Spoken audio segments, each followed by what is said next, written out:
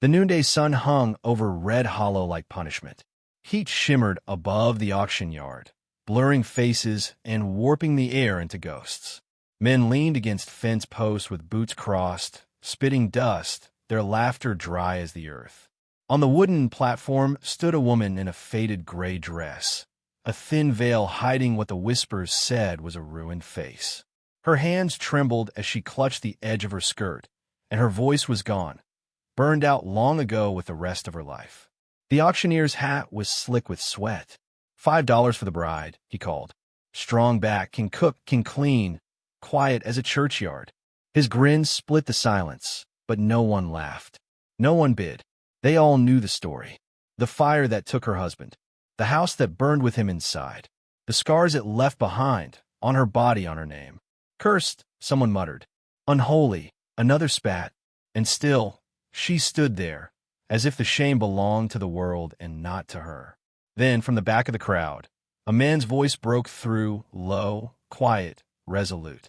$5. Heads turned. Elias Boone stepped forward, dust clouding around his boots. He was tall and weathered, coat threadbare from years of wind and solitude. His eyes, gray as storm clouds, fixed on the veiled woman. Folks called him the widower of Dry Creek, a man who'd buried his wife 3 winters ago and never spoke more than a handful of words since. The crowd stirred. Boone's lost his damn mind, someone whispered. She'll scare his horses dead, another said.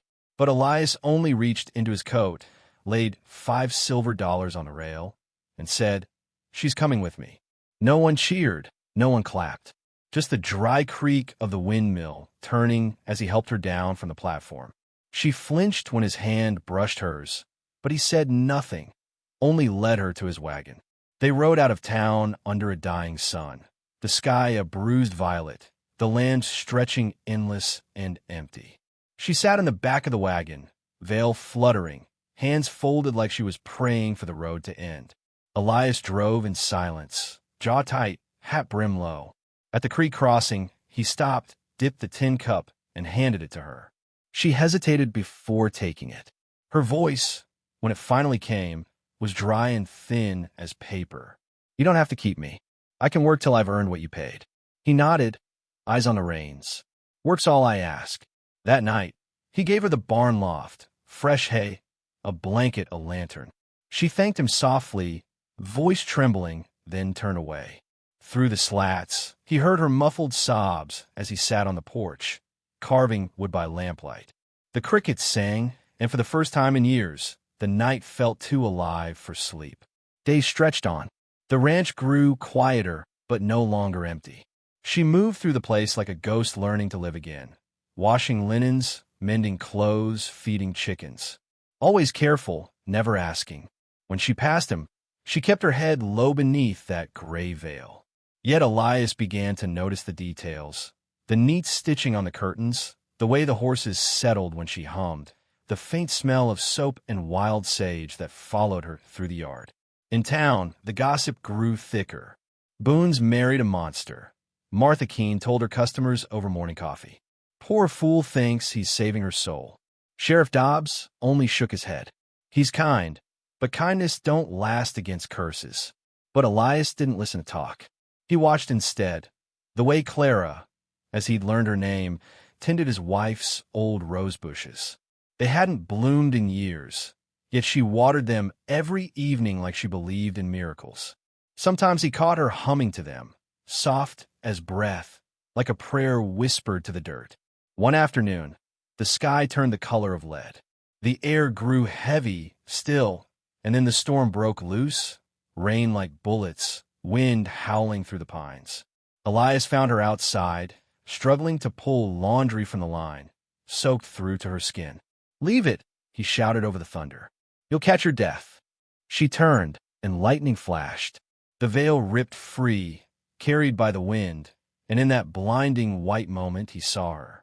Half her face was scarred, the skin ridged and pale, but her eyes, one green, one hazel, were fierce and alive. For a heartbeat, he froze. Not from horror, from awe. She stared back, rain streaming down her cheeks like tears. Now you see, she whispered. Why no one wanted me? Elias looked at her, really looked, and said quietly, "You're not what they said." The storm roared around them. The laundry flapped like ghosts in the rain. And in that raw, trembling silence between thunder, something shifted. Not love, not yet, but the fragile beginning of understanding. Inside, by the firelight, he handed her a blanket. She sat apart, drying her hair, eyes glancing toward him now and then like a skittish deer. He didn't speak again, only carved another piece of wood, her silhouette this time, without meaning to. Outside, the storm passed, and the desert breathed again. Somewhere in the darkness, a rose bush trembled, catching the first drops of renewal. The morning after the storm smelled of wet earth and pine. Mist rose off the fields, curling through the fences like smoke. Elias found Clara already outside, her veil gone, her hair tied back with a strip of cloth. She was hanging laundry again, this time with steady hands. The scars on her cheek caught the light like fine porcelain cracks, and something about her calmness made the air gentler around her. Days began to take on a new rhythm. She no longer hid her face, and he no longer averted his eyes. The silence between them changed. It became companionable. She brewed coffee before dawn. He left her small bundles of firewood by the door. When he spoke, it was few words. When she smiled, it was small but real. The house, once filled with the echoes of grief, began to feel lived in again. When they rode into town for supplies, heads turned. Mothers pulled their children close. Men snickered under their breath.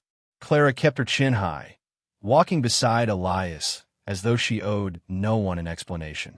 He didn't say much, but his quiet presence beside her was enough. Steady, grounding, like a wall of stone between her and the cruelty of Red Hollow. But gossip doesn't sleep long in dusty towns. One afternoon, Sheriff Dobbs rode up to the ranch, Martha Keene riding behind him, her mouth already sharp with talk.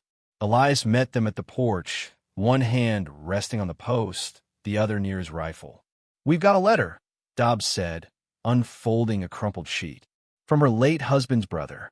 Says she owes a debt on that burned property down in Fort Haven. Law says she's to come back and stand before judge." Martha's eyes glittered. "Best to settle it, Boone. She's bad luck sitting out here." Elias's jaw flexed. "You'll not take her. The law's the law," Dobbs replied with a sigh. "You've got 3 days to make it right." They rode off, leaving dust and silence behind. Clara stood by the porch rail, her hands trembling. "He'll come back," she whispered. "They always come back." That night, she told him everything. About the husband who beat her. About the night the fire started.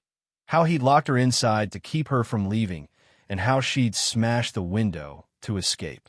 The town called her a witch. Her husband's kin called her a murderer. "When they auctioned me," she said, voice low and shaking, "I thought maybe God was done with me." Elias sat quiet a long while, staring into the fire. Then he said, I buried someone once, too. Fire took her while she slept. I thought I'd burned up with her, but maybe I didn't." When he looked up, his eyes met hers, and something unspoken passed between them. A recognition of survival, of two souls who'd walked through different flames and somehow still stood. The next morning, they worked side by side, mending a fence. The wind carried the smell of sage and rain. Now and then their hands brushed, and she didn't pull away. It wasn't romance, not yet, but the slow, steady blooming of trust. On the third day, Sheriff Dobbs returned, this time with 2 men behind him. Elias waited on the porch, rifle resting across his knees, but he didn't lift it. "Step aside, Boone," Dobbs said. "We'll take her and be done." Before Elias could answer, Claire stepped forward. Her face was uncovered, her chin lifted. The men flinched at her scars, but she didn't waver. "You'll not take me back," she said, her voice steady. The fire took enough. The townsfolk who'd come to watch murmured. Martha Keene's mouth opened, then closed again. Something in Clara's calmness unsettled them all. The sight of a woman who no longer bowed. Elias rose slowly, his voice deep, carrying over the crowd. "This woman's mine, not because I bought her, because she's the first soul I've seen fight to live." The sheriff studied him a moment, then tipped his hat. "Then I reckon that's between you and the good Lord now." He turned his horse, and the rest followed. Dust rose, shimmered, and faded down the road. Clara stood there shaking, tears streaking through the dust on her cheeks. Elias said nothing, just reached out and laid a hand gently on her shoulder. For the first time, she didn't pull away. The days that followed were softer. She planted new rose bushes beside the porch, the kind with white petals touched with red, like flame meeting dawn. Elias built her a small room by the east window, a place to paint and sew. Sometimes the orphan girl, Ruthie, would come by with milk or stories from town, her laughter echoing through the yard. The ranch, once silent as a grave, began to hum with small sounds of life. One evening, as the sun sank low behind the mesa, Elias found Clara standing among the roses. Their blossoms glowed in the amber light. She turned when she heard his boots in the dust. He held something in his hand, the old gray veil. "You can have it back," he said softly. She looked at it for a long time, then smiled faintly. "I don't need it anymore." He nodded once, stepping closer until the distance between them was a breath. His hand rose slowly, rough fingers brushing the scarred side of her face. There was no pity in his touch, only reverence. The world seemed to hold its breath. The wind moved through the fields, whispering against the fences, and for the first time in years, Elias Boone smiled, quiet and sure. She reached up and touched his hand, eyes shining. "You gave me back more than a name," she said. "You gave me a place to belong." He shook his head slightly. "You gave yourself that." The last light of day turned the roses gold. The ranch, the desert, even the sky seemed to hush. And the old voice returns, soft as memory. She wasn't the woman no one wanted. She was proof that love, when it comes quiet and true, can make even broken things bloom again. The scene fades to dusk, the silhouettes of two figures among the roses, still, steady, and whole at last. Then, a final whisper to the listener, as though from the wind itself. "We all carry our fires, don't we? Some burn what we were. Others light what we might become. If you ever find someone brave enough to stand in your ashes and still see beauty, hold them close. That's the kind of love the desert remembers."